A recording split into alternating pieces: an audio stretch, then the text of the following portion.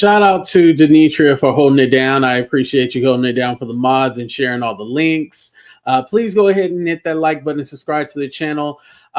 It's a lot of information. I'm not going to read the whole lawsuit. I'm not going to bore y'all, but we're just going to get into a few things that I found interesting about this whole TD Jakes situation.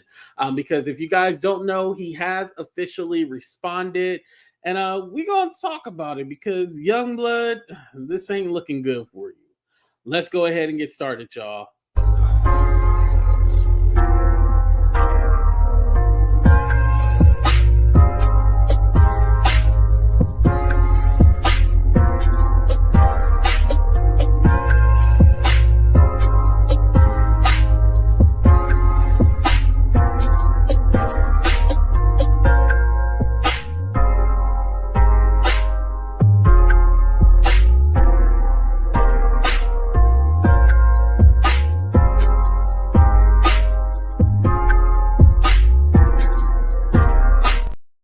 What's up, everybody? Welcome to a brand new episode of Talk the Real Deal with AT2. And yes, I'm your boy AT2. How everybody doing? How everybody living? How everybody feeling? Let me say what's up to the people before we start. Please hit that like button, subscribe to the channel. And then, of course, if you want to donate, you see the Cash App, PayPal, Venmo, or send a super chat, super sticker. What's up, Tracy? What's up, son? How you doing? Love seeing my members here. What's up, Cheryl? What's up, Leechy? What's up, Purely Plush? What's up, VSOP? What's up, Jay? Of course, shout out to Demetria again. Thank you for holding it down for the mods and sharing all the links. What's up, grown woman? What's up, Jackie? Okay, nice to see y'all. Danielle. Who else? Wanda. What's up, everybody? All right, so again, back in, I want to say, was it October? October, I believe it was. Youngblood went on Larry Reid's channel, made some accusation against TD Jakes that he tried to kiss him and all this other stuff. And this is what led to Youngblood then growing up and being a predator himself. That's the synopsis. That's what I got from it. I'm sorry, that's the story I'm going to tell y'all because that's what I got from it, right? Mind you, was this ever proven to be true? And at the time he did the interview with Larry Reid, it didn't seem that he was going to file a lawsuit. It seemed like he was just telling his story, Shawnee. And so it was very shocking. Like, okay, I thought you were just telling the story. Now, all of a sudden, TD Jakes hit Duane with a lawsuit because we find out that he sent a demand letter, which they're referencing as an extortion letter saying, pay me $6 million and I'll shut up. Mind you, Gail, he had already been telling his story. I think he did Larry Reid channel 2 times. He was supposed to come back for a third. But the thing is, he didn't come back for the third time because TD Jakes filed that lawsuit. And so he was like, oh, wait, hold on. Let me think twice about this. So, yeah, so that's where we are right now. And before the people start coming in, is Larry Reid listed in this lawsuit? No, he is not listed in, well, he's not listed in the response. However, you know, his channel was mentioned, and also he's allegedly one of the co-conspirators / Jane Does, but it has not been confirmed yet, but he is a co-conspirator in the initial lawsuit. So let's go ahead and get into it. So this is the introduction. Oh, first, let me pull it up on the screen so you guys can see it. This is the introduction. Like I said, I'm not going to read the whole thing. I'm just going to read a little bit of it, and then we'll kind of talk about it as we go along. So it says, in August 2024, defendant Duane Youngblood left Pennsylvania State Prison after serving almost 10 years for exploiting his position as a clergyman to sexually abuse minors. Within 2 months of his release, Youngblood found himself on YouTube podcast run by longtime critic of plaintiff TD Jakes, talking about Larry Reid. There, he minimized his own conduct and cast blame onto Bishop Jakes, claiming that he assaulted Youngblood in June 1986 by cornering him and preventing him from leaving and attempting to involuntarily kiss the teenage Youngblood. Now, y'all, something that I didn't know about this, I thought this happened in the 90s.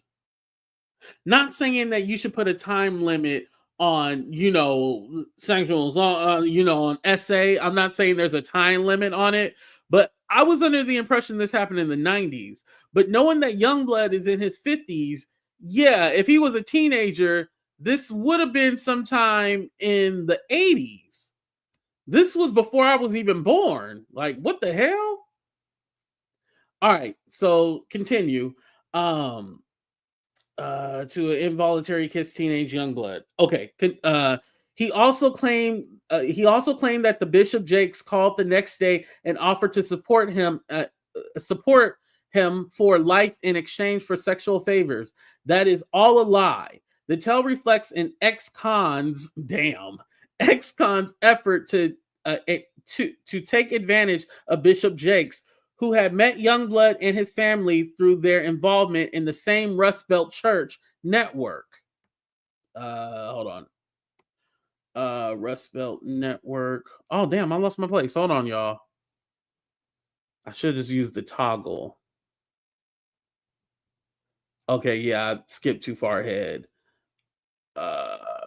Oh, there we go. Network. But of course, never assaulted him, to deflect the blame for his own heinous conduct, to extort millions, and to launch a new chapter in his career along with his co-conspirators. Indeed, after his podcast appearances, Youngblood hired a publicist, launched a website, announced a new book, and created a life coaching and public speaking business. Now, this I did not know. So they're saying, you guys, after that interview that he did with Larry Reed, they're saying that he launched his own public speaking. He's announced a book, and now he has a publicist. Huh? So was this all to launch your businesses and capitalize off of it? I mean, that's a fair question, right? All right, let's continue. Indeed, after his podcast appearances, Youngblood hired a public. Okay, I read that. No. Announced a book. Okay, he also hired lawyer Tyrone Blackburn to send a letter to Bishop Jakes demanding $6 million, or else he would file an unspecified claims against him and his church. Instead, Bishop filed a lawsuit. Filed this suit. Filed this suit. Youngblood now attempts to avoid accountability yet again, this time by invoking Pennsylvania's anti-SLAPP law, necessary portions of which have not yet gone into effect, and misrepresenting its text, enlisting felons and family members to submit flawed affidavits. Damn. Let me read that again. Enlisting felons and family members, which we're going to read those, members to submit false affidavits, and by lobbying more lies, all to distract from the issue. Those efforts fell as a matter of law and fact. Bishop Jakes believes in the power of forgiveness and always tries to turn the other cheek. But not the other cheek. But this is too much for anyone to bear. Bishop Jakes should be allowed to hold Youngblood and his co-conspirators accountable for their lies, and Youngblood's motion in any attempt to attack the Jakes family with more false allegations should be rejected. All right. So again, Jakes is saying, like, or his team is saying, we're going to go after the co-conspirators too, and we should be able to take this to trial. And I agree. He should be able to take it to trial.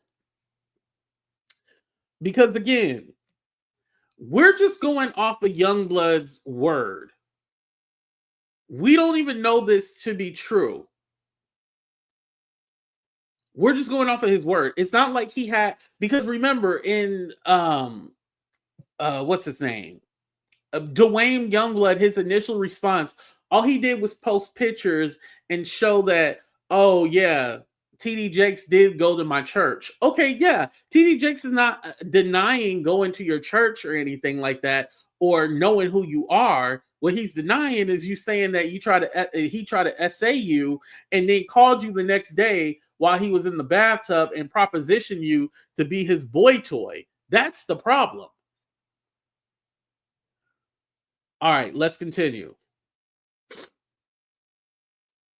Bishop T.D. Jakes is one of the most prominent, respected. Okay, they're going to talk about his history and stuff like that. We could skip that. Y'all already know Bishop Jakes. Yeah, he's known in the world, all that. Yeah.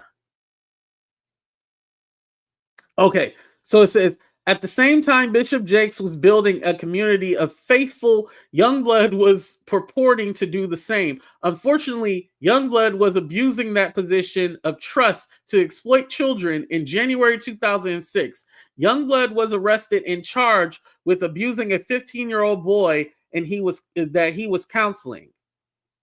After 2 years of denial, he pled guilty in March 2008, receiving 1 year of detention and 7 years probation. But Youngblood did not stay out of trouble. In 2014, he was prosecuted again for additional sex crimes against minors, which also violated his probation. During the sentencing for his probation violations, the presiding judge stated that Youngblood was a liar and a scammer who had misled and deceived the court. He had even manufactured evidence about his travel plans while on probation and concealed his repeated arrest. Wow. And I want to say something because I know what the people are going to say. So basically what you're saying is that because Youngblood did some bad things, he can't also be a victim? No, I'm not saying that. However, we're not going to look at Youngblood as some hero. We're definitely not. Yeah, Youngblood is the one who had the nerve to send the demand letter, well, through Tyrone Blackburn, who we talk about, and try to get $6 million out of TD Jakes. This same guy. And again, Youngblood was trying to set the precedence that, oh, I became this horrible person because I was violated as a child. He does mention a situation that happened at 12 years old. I can't take that away from him. But then he mentions this stuff about TD Jakes.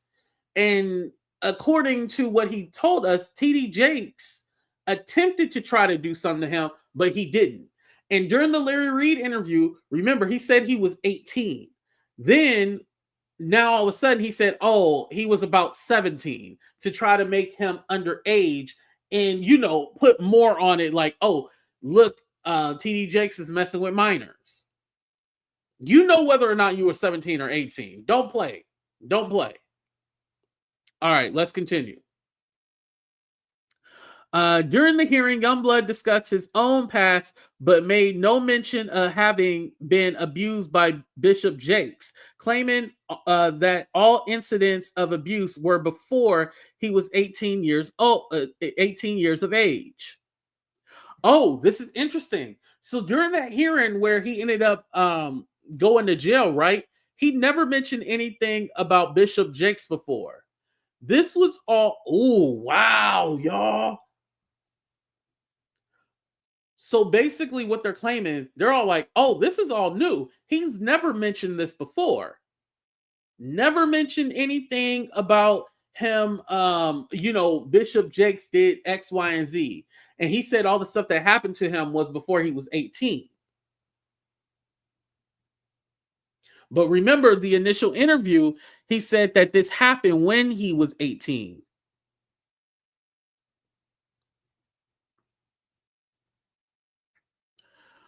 Right, Karma, you are right about that. Even if he was 18, that's still younger. Yes. But in the eyes of a law, like 18 is legal. And my whole point of saying that is that now that he's coming back saying that he was 17 at the time that Jakes did this to him, that makes it criminal because you're basically saying that he's a PDF. You're saying that he's a PDF. But if he's 18, then it's just kind of like, okay, well, you were an adult at the time. You know what I mean? So now Youngblood is going back saying that he was 17. That's the issue. No matter what the age is, if somebody tried to assault you, it's wrong, right? But then you're making it seem that, okay, well, he tried to do it when you were underage. That's the problem. He's backtracking on his age now.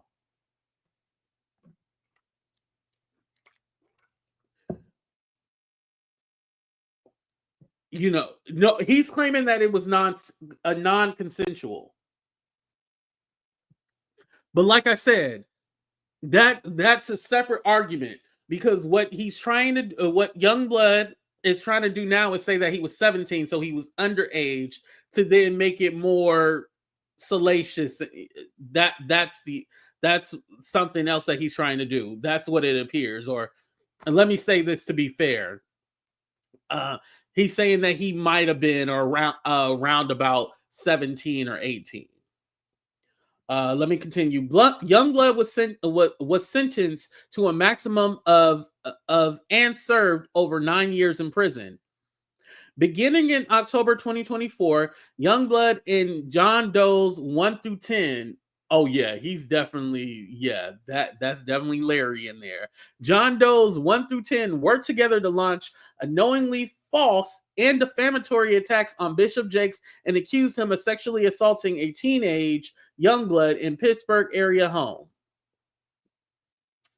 On October 28th and November 3rd, 2024, Youngblood appeared on the Larry Reid Live YouTube show, LRL, where he claimed that when he was a teenager, on or around June 9th, 1986, Bishop Jakes cornered him, prevented him from exiting the room, hugged him, and tried to kiss him without Youngblood's consent. Youngblood added to his false story by claiming that the next day, Bishop Jakes called him and told him that if Youngblood would be his guy, in quotations, in Pittsburgh, who he could have sex with whenever he visited, he would take care of Youngblood for the rest of his life. He recounted 2 other fictional events to add credibility to his story. That years later, he confronted Bishop Jakes at a hotel while Mrs. Jakes was sleeping in the other room, and Bishop Jakes responded, "My stock was rising, and I would have had sex with anybody at that time." Oh, I forgot about this part. I would have sex with anybody at that time. And 2, another pastor tried to mediate a dispute between Bishop Jakes and Youngblood and the supposed assault. Y'all, I forgot who he said that the other pastor was. Do you guys remember who the other pastor was, you guys? Because that definitely would be a witness, right? That would be a witness.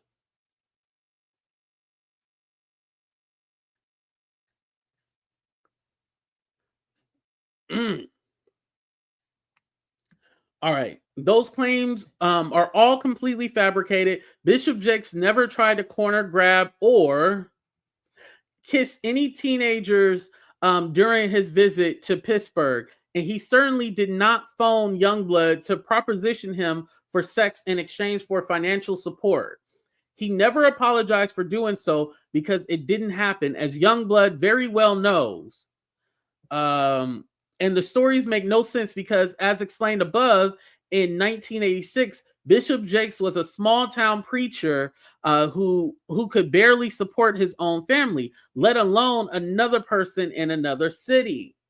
So I know that, and correct me if I'm wrong, where the church people at? Put a 1 in the chat if you're a church person.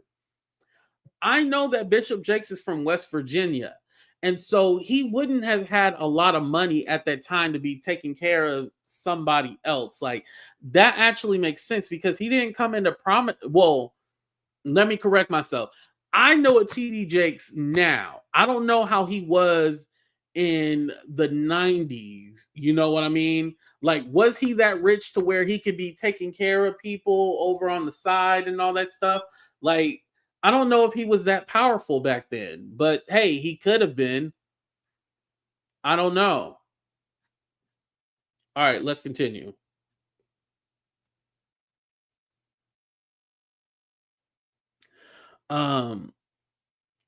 Youngblood's motivations for making up these stories became clear shortly after. On November 9th, just 6 days after his second LRL interview, Youngblood purchased the rights to DuaneYoungblood.com and created a launching soon placeholder webpage.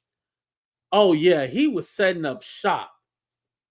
He was setting this all up. On November 15th, Youngblood's lawyer sent Bishop Jakes a letter demanding $6 million. So he started his website on the 9th, y'all. Pay attention to that. And then on the 15th, that's when he sent that letter. On November 15th, Youngblood's lawyer sent Bishop Jakes a letter demanding $6 million and a response by November 23rd, or else they would file a frivolous lawsuit designed to embarrass him. He even claimed that Youngblood may even been 17 years old during the fictional incident to make it even more salacious. There you go. That's what I was talking about, you guys.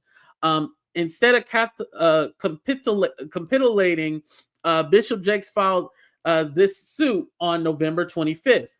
So instead of doing a response on the 23rd, he was like, nah, I'm just going to go ahead and sue you. And that's when he filed that lawsuit on the 25th.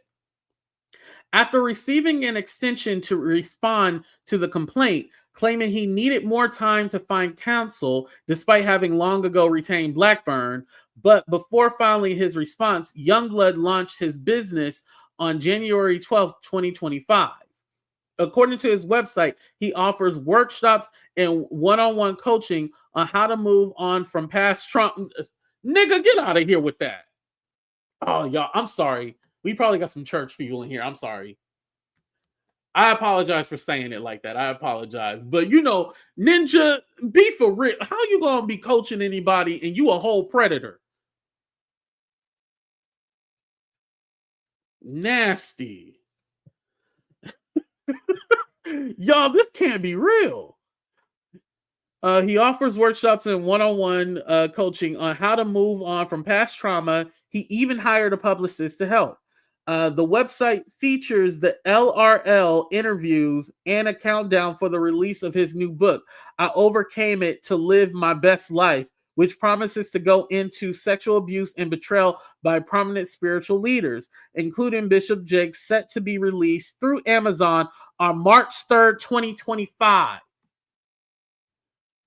Wow. What's up, Celebrity Scandalous? Did you go to any of the All-Star Weekend events? Shout out to Celebrity Scandalous. Is she still here? Somebody let me know. But yeah. Now, I didn't know this was on Youngblood's website. Wait, hold on. What's his website? It said DuaneYoungblood.com.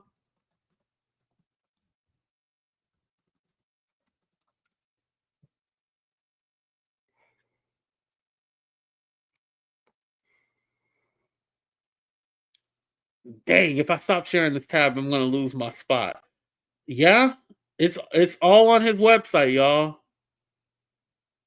DuaneYoungblood.com. Yeah, they're not. Yeah, in the interviews. Yo. Yeah, uh-huh.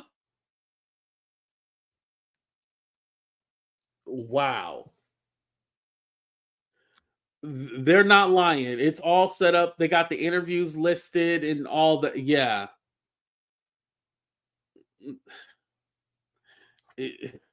Oh my God. Let's continue. I'm sorry. All right, what's the next? In 2 days after filing the instant motion, Youngblood's attorney Blackburn appeared on on Larry Reid channel, damn it, to boast about his motion and attack Bishop Jakes, but not before he provided Reid with a draft version of Youngblood's anti-slap motion, which Reid broadcast. Wait, hold on, y'all. Larry Reid really had Blackburn on his channel and then posted. This is why they think there's a co-conspirator, because you done had Blackburn on. I didn't even know about this, y'all. Wow. Oh, and thank you, Celebrity Scandalous. She said, on today. You ain't old. Shut up.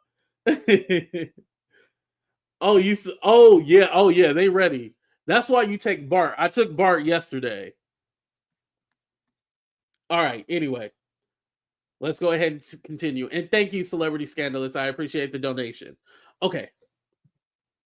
On November 3rd, 2024, before Youngblood's second appearance on LRL, Bishop Jake's son Jermaine sent a message to Youngblood after seeing an ad on social media for his LRL appearance. Oh, so Jermaine is Bishop's son. Okay. Jermaine sent the message to warn Youngblood about getting involved with Larry Reed, who Jermaine knew to be a destructive person. Wow.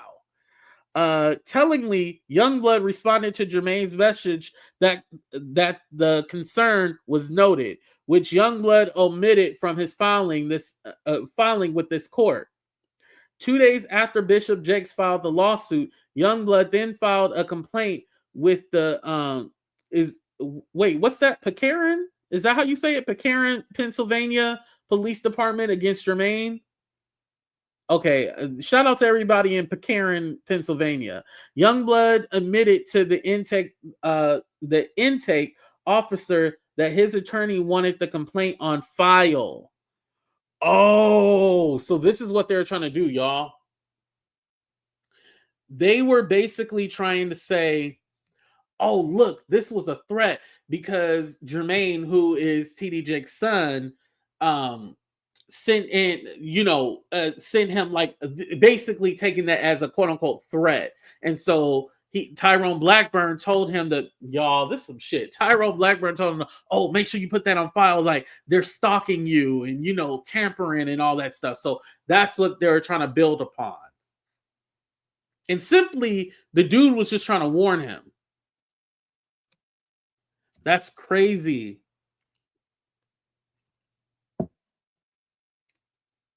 That is wild. All right, let's continue.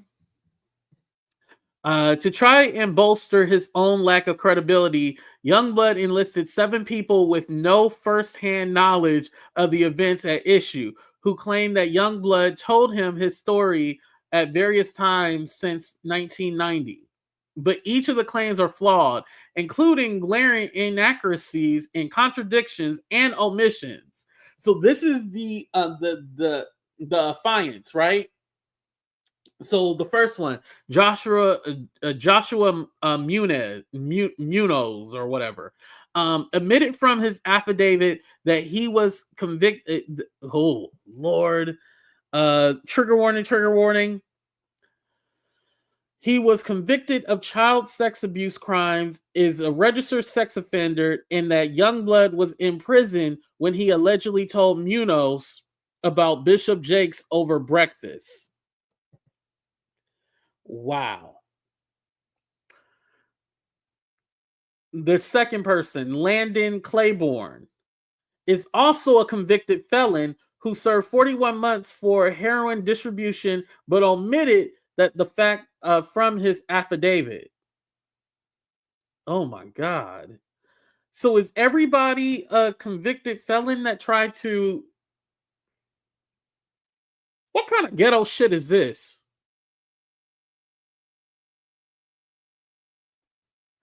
Right, that Tyrone Blackburn. See, I was just telling y'all about these lawyers. 1990, this case is... Oh, that's me. Listen, Karma, they gonna say you victim shaming. Hold on, let's talk about it real quick.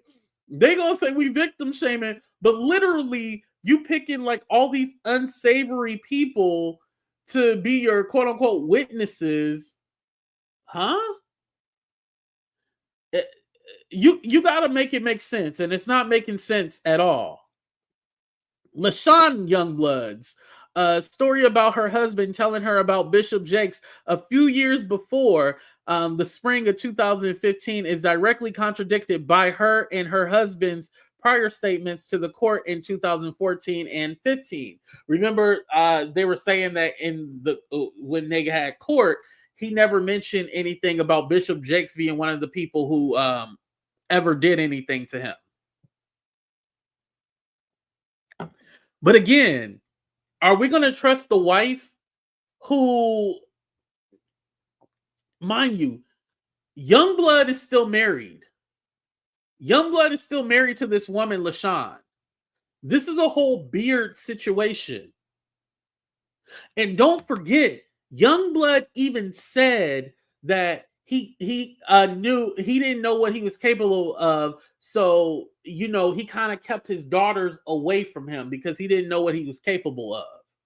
He said that this himself in that interview. And this is the person that y'all want to go up for. Right. What is the statute of limitations? That's a good question. Because this happened in 86. Wow. What's up, Lady Letitia? Right. Shout out to Mims. Right. What's up, Marlon? Thank you. Peaches. I see y'all.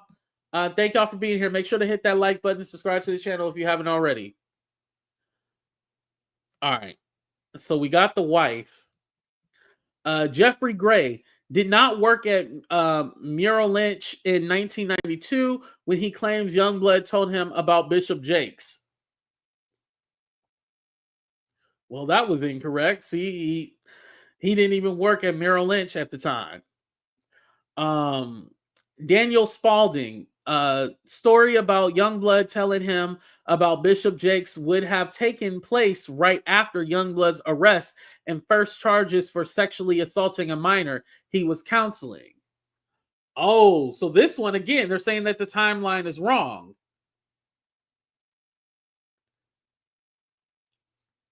He would have been arrested around the time that he would have even told Daniel.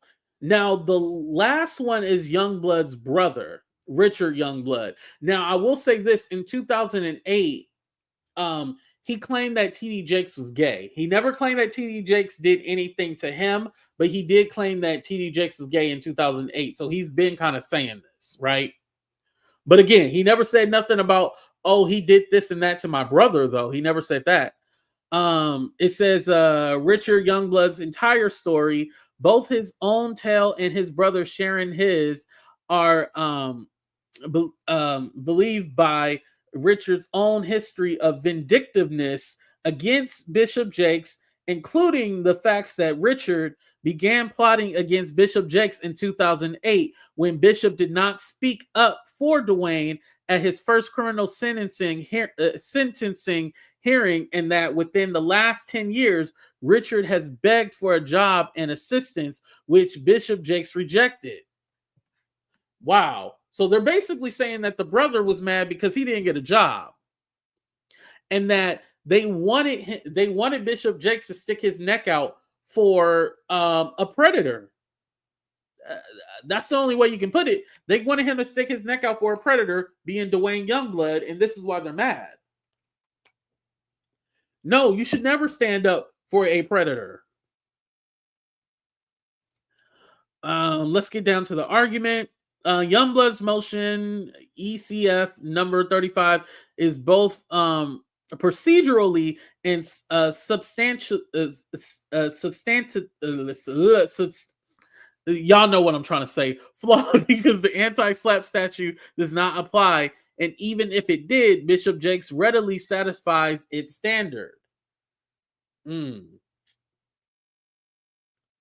Okay, so it goes into kind of like the technical talk.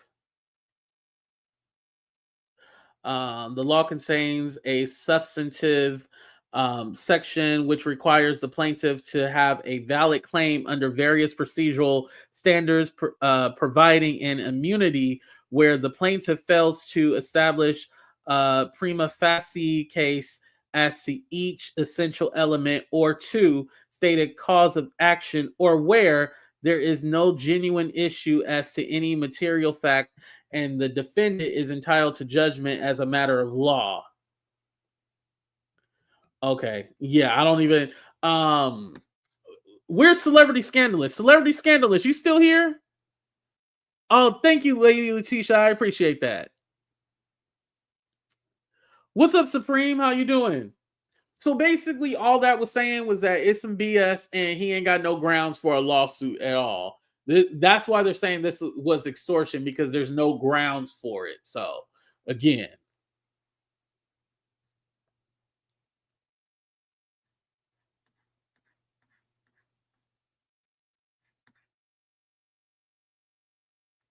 All right. Skip. All that technical talk. They're just saying that he can't file the slap, all that. I'm not even going to get on here and lie like I'm a lawyer and can explain all that. So we just going to skip that. All right. Regardless, this lawsuit is not a slap. It is a meritorious claim. Youngblood offers little coherent guidance on what he believes the required anti-slap showing to be, except to falsely claim that the law employs a burden-shifting framework that once a defendant demonstrates that the action arises from protected expression, the burden shifts to the plaintiffs to establish a probability of prevailing on the merits of their claims. Yeah, I have no idea what the hell that means. All right, let me skip that. Youngblood's claims about okay, now this is something I understand. Like I said, I ain't even gonna lie to y'all. Basically, they saying he ain't got a claim. All right, between the October 28th and November 3rd, 2024 podcast, Youngblood leveled the following false accusations against Bishop Jakes.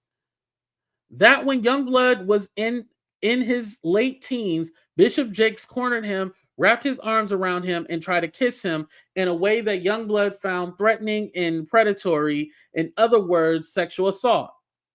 Afterwards, Jakes called him and said, "There's 3 things I need you to do. The first one is when I come to Pittsburgh, you're going to be the only one person I sleep with. The second is you can't sleep with anyone else because I don't want you to give my wife anything. And thirdly, I will take care of you the rest of your life." And that there is so much more to me in Bishop Jakes and my family and Bishop Jakes and the absolute destructive sexual damage. Right. Youngblood's motion, ECF number 35, does not dispute the gist of his lies that Bishop Jakes groomed, sexually abused, sexually assaulted, and engaged in predatory conduct of a sexual nature. None of this is true. It is complete fabrication. While Bishop Jakes occasionally traveled from his home in West Virginia to Pittsburgh to preach in the mid-'80s, none of the salient events Youngblood describes occurred. Bishop Jakes never tried to corner, grab, or kiss any teenagers during his trip, and he certainly did not call to proposition him for a sex in exchange for financial support. Bishop Jakes' denials satisfy his burden of falsehood, even under the highest possible standard. Blah, blah, blah. Denial of the charges in her declaration. Oh, that's the case. Okay. The Briganti versus Chow. Okay. That's why I said her. Okay. All right. So I'm going to stop it right there. Hold on. Let me put me. Okay. Damn, where? There we go. I had to fix the screen, y'all. So yeah, again, they basically are saying that, hey, you don't have a case here. You're basically making these claims, and you're supposed to be like, okay, Jakes did this and that to you.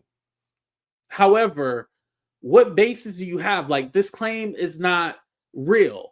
Now, I would say this. One of the things that I found lackluster about what Jake's lawyers put in here, I would like for them to say, like, hey, he's saying that this event happened on, say, March, I think he said June 9th, 1986.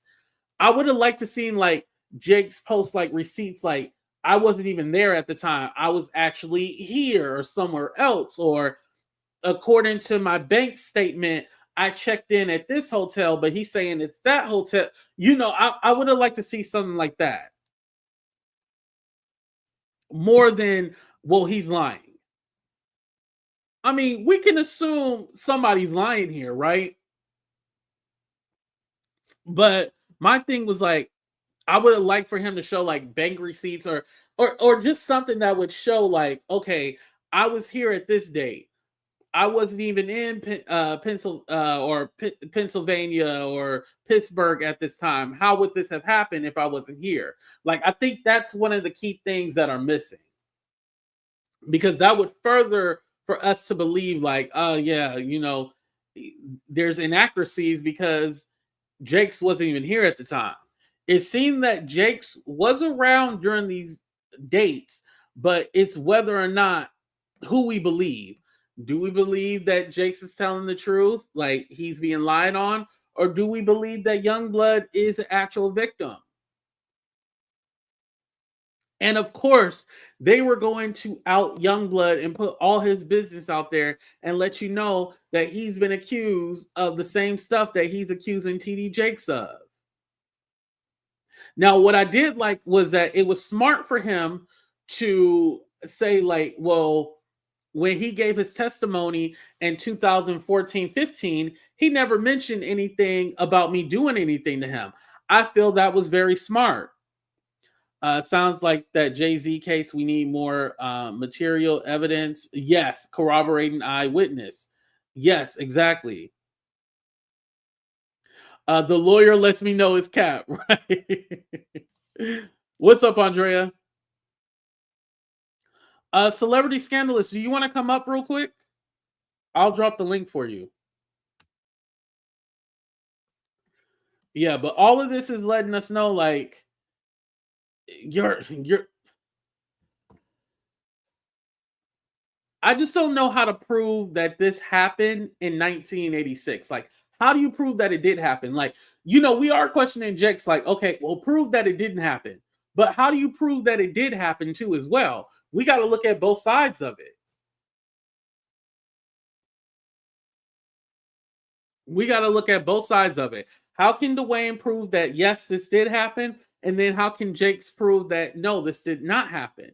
And let me tell you, I can prove that this did not happen, even with no evidence, is going to stand more than, oh, I can prove it with no evidence. Especially the affidavits, the affiance that, they were able to disprove. I mean, yes, they're going to look at your witnesses.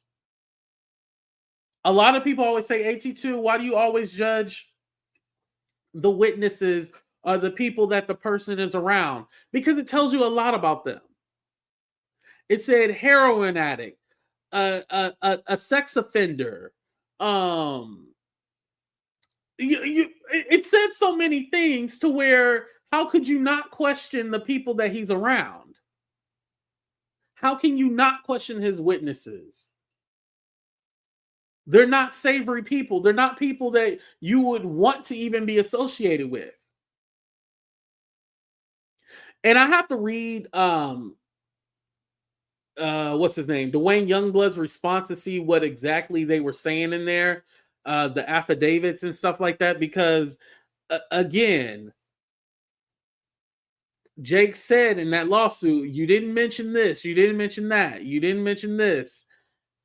And yeah, that's his way of showing proof. Like, yeah, there's inconsistencies. And the court is going to look at that. They're going to look at those inconsistencies. Just like the history of the witnesses, Duane Youngblood history is going to be looked at too. We would be a fool to think that the court's not going to look at that and be like, okay, well, you're saying all this happened, but yet you ended up doing all this stuff. And then also you try to send a demand letter for $6 million. Again, I don't know how much assault is worth. Your body has value, right? But just the fact that, okay, you're asking for $6 million for something that happened in 1986 that we don't know for a fact can be proven. Marlon said Jakes does not have to prove it didn't happen. The burden of proof is on the prosecution. Jakes doesn't have to prove it didn't happen. Crazy stuff. Well, the thing is that Jakes is the one that filed the lawsuit because they were saying like, we're going to file a lawsuit and embarrass you. So he filed first before them. So I feel like in that case, it would be on Jake's to prove it now because of that. That's a good question. Oh, you're trying to connect? Okay, I can drop it again. Yeah, Marlon, that's a good question. I wonder who would it be on then? Because again, Jake's just have to prove that it was defamatory and oh yeah, you know what, Marlon, you're right. Because Jake's is basically saying this is extortion, this is defamatory. That's his whole basis. Yeah, it's a defamation lawsuit. Yes, it is a defamation lawsuit. So with that being said, yeah, you're right. Youngblood would have to prove it. Youngblood would have to prove that this is true. And listen, I don't care nobody saying like, oh, Jake shouldn't have filed this. He should just let it go. No, if somebody's defaming you like this, you gotta fight back. You have to.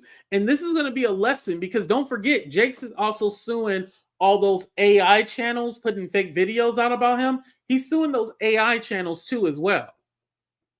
So it's not just this case; it's another case that includes YouTube as well too, with these AI channels.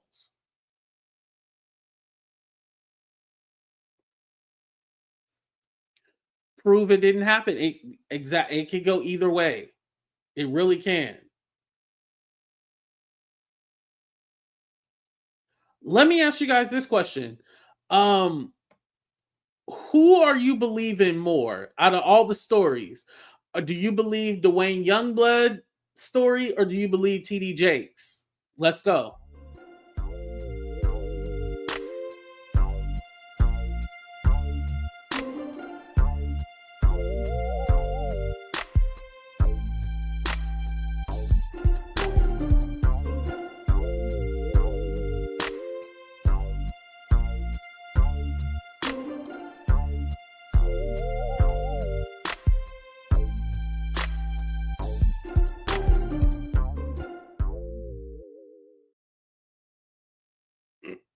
Mm. And you know, and I'm glad you brought that up, Bianca, because again, I know I'm going to get a lot of this afterwards. Oh, well, TD Jakes is this and he's that. How can you believe TD Jakes? You know, I heard things about him. Granted, yeah, we heard things about TD Jakes, right? However, I'll say this. Just like with the Tony Busby case that got thrown out, with this case, I don't think this is the one that we should be championing behind. You know, Megan, I kind of believe Duane. Okay. Lady Letitia said, TD Jakes, just because he was my pastor. Oh, okay. Lady Letitia, did you hear anything about him being a freak? Jakes in this instance, exactly. Thank you, Purely Plush. In this instance, again, just like with Diddy, just like with Jay-Z, I'm fine with saying they can be guilty of something, but the cases that you guys are like rah-rahing for and champion behind, I'm like, that ain't it. Let me let up Celebrity Scandalous. Hey, Celebrity Scandalous, how you doing? Hey, AT2, thank you for having me. So, just to be, I have not been following this case very closely. I remember when it first came out, and remember it was a back and forth thing and everything. And my initial thoughts after I heard and I'm just going on memory here, after I heard the history of that gentleman, Youngblood, I was skeptical of the case from the beginning. It looked like a bit of a money grab, and all of these cases dating back pre 2000. I mean, you got to think about the statute of limitations. Just like when we talk about the Diddy case, remember New York had only recently implemented that case, whereas you could go back so many years. So just people coming in filing cases, I don't necessarily believe it. Like, what took you 50 years, right? And Yeah. then especially, and then you're doing, and then a lot of times they're solely trying to pursue money. You're not trying to pursue any kind of criminal proceedings or trying to get somebody locked up. You just want to settle and get a bag. So that's a problem for me. Right. And you're at, and I don't know the significance of 6 million. Like, again, I don't want to say you put a price tag on somebody's body, but how were you going to be able to actually prove this to even get some kind of stuff? Like, where did that number come from? Did you hear that number from somewhere? And I believe that's why TD Jakes is saying lines 1 through 10, and he's mentioning co-conspirators, because he's all like, oh, this had to be a group thing. Y'all was working on this trying to set me up.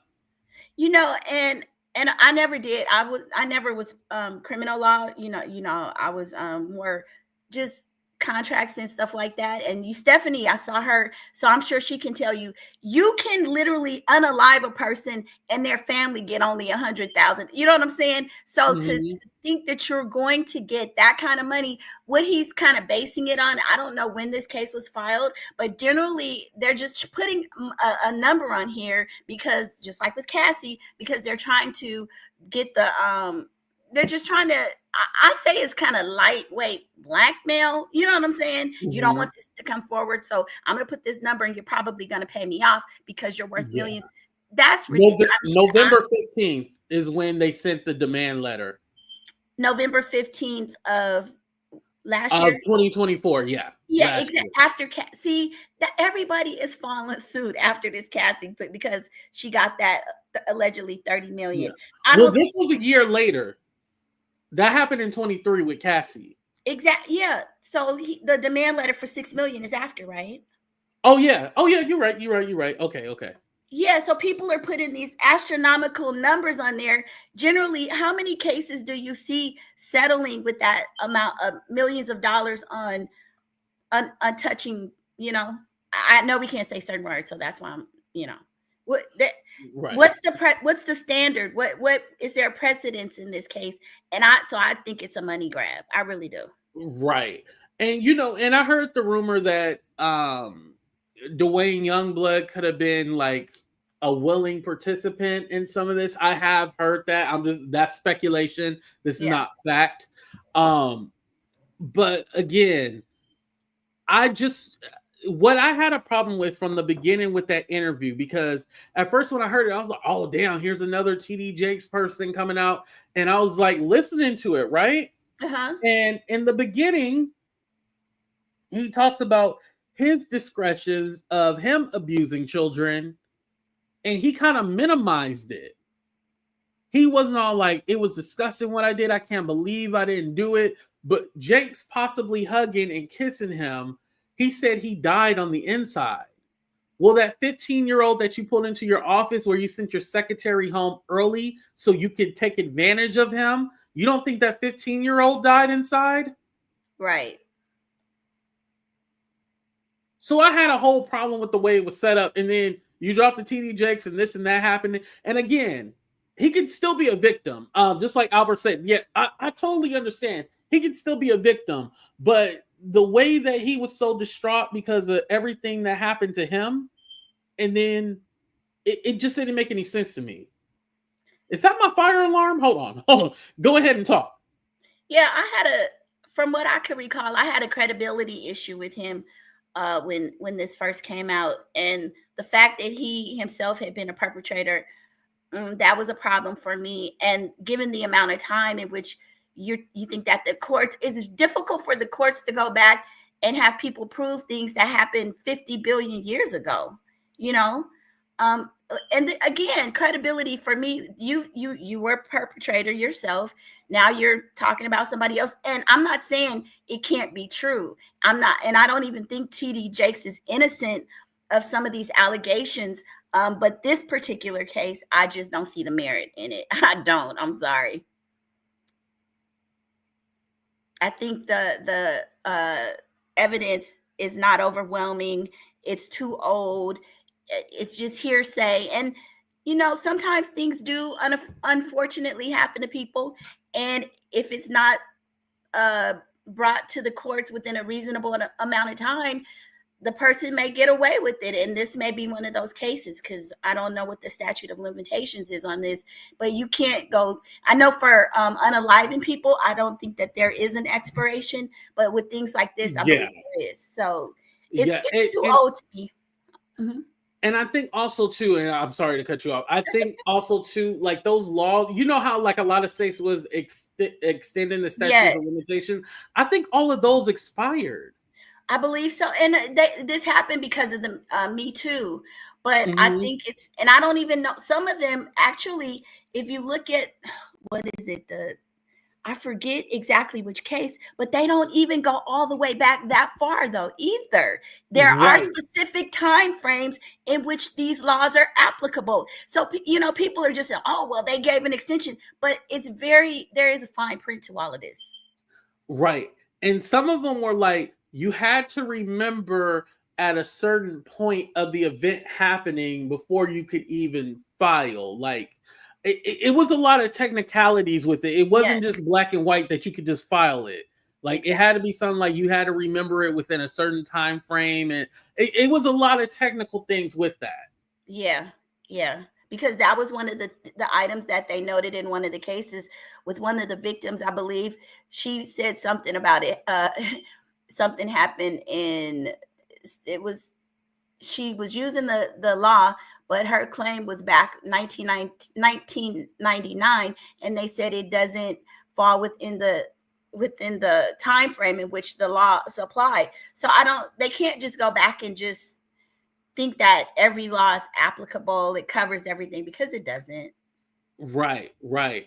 And I don't know if you know about this at all, Celebrity Scandalous, but there was a whole situation with Larry Reed where he was talking about this Manasseh Jordan guy, right?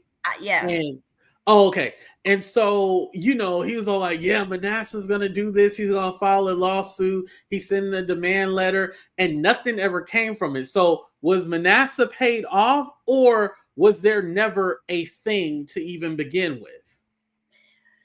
I mean, we just will never know. Because if there was a payout, there's going to be that NDA that was signed and non-disclosure. But can I make a excuse me, I'm sorry, I have a bit of a cold. Can I make a point? Mm-hmm. So in this whole Jay-Z situation where people are saying, was there payout? Mm-hmm. I don't know if you heard that in New York, and it was a law that was instated in 2018, 2019. If there is a case of where they're touching children, I forget how to say certain things because of YouTube. But if there was a case, and there cannot be a settlement, a confidential settlement. Did you know that? No, I didn't know that. Yeah, because people are saying, well, he probably paid her off to be quiet. Now, we know that there are always possibilities of back office deals, but under the law, if there cannot be a payout to the victim if indeed it's a case of RAPE or something like that.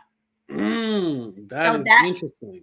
yeah, so that particular, people are saying that, well, Jay-Z had to pay her off, but if they're looking at the law and thinking that things are being applied by the letter of the law, he could not pay that out, which I also thought that was not a good argument, because why wouldn't he have just paid her in the beginning? You know what I'm saying? Right, Right right. there, And why she would he says put it. up with all this? Yeah, Bianca's saying it. Settlements have to be Yes. disclosed, and especially if it's one of that nature. Yes. Thank you, Bianca, the boss girl. Right. So, like I said in the last show that I did, all that, yeah, he got a settlement. He got a set. Y'all just, like I said, y'all just be anti-black, and y'all believe that all these black people are all corrupt, but y'all don't say nothing about the white billionaires. I was having such a deep conversation. They was only seeing the surface. They didn't want to look deeper than the surface. I was educating them. To you gotta watch my last episode. Okay, I'll watch it, but from the beginning of that case, it was meritless to me. I mean, once we saw her, give the evidence and everything, I just didn't think it was going to stand. I just didn't. But I don't think that Jay-Z is innocent to everything again, but it's the case. Y'all can't just be bringing cases with no evidence on hearsay and stuff, shit that happened 20 years ago that you can't prove. Right, right. I would never bring up something that I couldn't prove or I and here's the thing too, because we talk about a lot like, oh, victims need to be able to speak up, they need to be able to, And I do want victims to speak up. I never want y'all to think that I'm against victims. However, what y'all don't know is that there's so many people that have been victimized and don't speak up. Like those people, we might never hear from them because you have all these people muddying the waters. Right. Yeah, most victims don't necessarily speak up on YouTube. That's not their form in which they speak up. They speak, you know what I'm saying? So that's the Mhm. first number one is like, we heard about the Cassie lawsuit because, you know, it was sued. He's a big name and everything. But generally, victims would not be coming to YouTube for their justice. So you got to kind of question that. And then also, when you have these big cases and you have people that are uber wealthy, often half the people, it can be a money grab. It's just what it is. Mm-hmm. And yeah, victims need to be speak up. We need to protect, we need to believe victims, but it's hard for us to ascertain who the real victims do in situations like this. Right. All these situations have made me kind of jaded to where I just don't just hop on and like, oh yeah, that's it. Oh yeah, they are this and that because I honestly don't know. And if I have questions in your lawsuit, I'm gonna have questions. Like I just can't hop on it because it's gonna be it went from victims not being believed to then believing all victims, and then somewhere it got wonky to where okay, now we just have to believe everybody because if somebody accuses, like you or somebody who I care about or something, I'm Right. going to question and be like, hey, that's not who I know. Like that's Exactly. like I'm gonna question it, but under the guise of we need to believe all victims, I need to be like, oh yeah, celebrity scandalous, she's horrible, she's this and that, and it's all like, wait, hold on, we can't just say everybody. Like we're gonna question it. And I think that's even a problem. We need to believe all victims. They're victims once it's proven, though. Like we just can't believe everybody coming forward saying that they've been victimized. I mean, y'all can't. I'm not. I'm not falling for that because some Mm-hmm. people get out here and flat lie, and we saw it with the Maishas, and they were lying. Was there Yeah. some victimization at some point in their lives? Yes, but I don't think this is it. Oh, Misha. Okay. Maisha, Misha, La Misha, whatever. Hell, Oh, like yeah, love Misha. Lamisha, Yeah. La Misha. Live Misha. She watched my channel. She gonna eat you up. It's fine, baby. I ain't never been busting lying about nothing like that, so you could eat me up, sweet peach. I said Yeah. that's one thing you can't say, okay? Right. And yeah, you're right. They want all of us to turn off our critical thinking skills. Like we got to think. Like if we don't have any more thought or independent, thinking, it's going to be a disaster. We all just can't think one way. Like somebody got to say it. And honestly, to tell you the truth, I know that I could get more popularity if I went along with the popular narrative, but I'm not going to sell you on something I don't believe. I'm sorry. I know that's the hard part, AT2. When we do these videos, I like to do the fool a lot, but then there's a point at which some people is like, "You really believe this?" Like, I've been saying, "What Yeah. kind of a dunce cap do you have on?" Okay, like, Right. but you I'm a, can't. I'm a, oh, go ahead. No, go ahead. I'm gonna end with this. I actually know a YouTuber that will just report on anything and just say anything because they know that's what the people want to hear, and they absolutely do not believe the shit. But they just be like, "I'll just tell the people what they want to hear." I was like, "Really?" I need to get there because your views will be way better if you do. But I have a little bit of an integrity piece inside of me that says, "Come on, girl, you can't just lie like that. You know that's not true." I just can't. Right. Right. Oh, yeah. Exactly. But thank All you for right, having celebrities. me. Huh? I said thank you for having me. Yes. Thank you for coming up. I appreciate you being up here. Like Can I you said, I tell them wanted how another. can you tell them how far back we go, how far back we rock? Yeah, all the way back to when you were Lefty's mod and I No, cussed no, you out. I wasn't Lefty's mod. Did I mod for him? I think you did mod. I believe you had a wrench. Oh, okay, maybe I did. Cause yeah. Yeah, you had a wrench for a minute. Yeah. Oh, okay. All Because I right. remember saying screw his mods and then screw him. Man, yeah, you were my first little beef, which came out of Yeah. left field. I was like, he's so mean. I damn near cried, AT2. Oh. Oh, Yo, back in the day, trust me, I was off the hook. Y'all think I'm bad now? No. I was shoot. Back in the day, everybody could get it. but it Now used I'm to a be fun. little, It used to be fun though. Now people are trying to get you yeah. locked up, trying to DOXX. All of it, it's crazy now. It's not I even. used to love fighting with people. Now I don't like it that much. You don't?